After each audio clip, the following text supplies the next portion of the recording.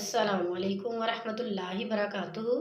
कदीम नवादरात जमा करने की शौकीन एक खातून ने देखा कि एक शख्स अपनी दुकान के काउंटर पर बिल्ली को जिस प्याले में दूध पिला रहा है, इस चीनी के कदीम प्याले की कीमत $30,000 से कम नहीं।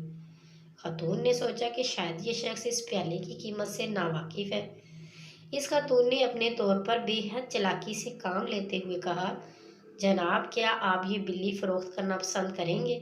तो इस शख्स ने कहा, ये मेरी पालतू बिल्ली है, फिर भी आपको ये इतनी ही पसंद है तो $50 में ख़रीद लीजिए। खातून ने फ़ौरन $50 निकाल कर इस शख्स को दिए और बिल्ली ख़रीद ली।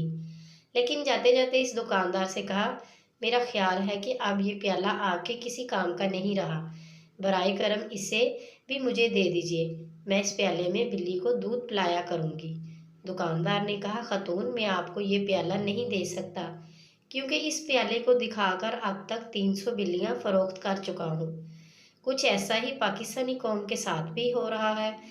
75 साल से एक ही प्याला दिखाकर हमें मुख्तलिफ बिल्लियाँ बेची जा रही हैं।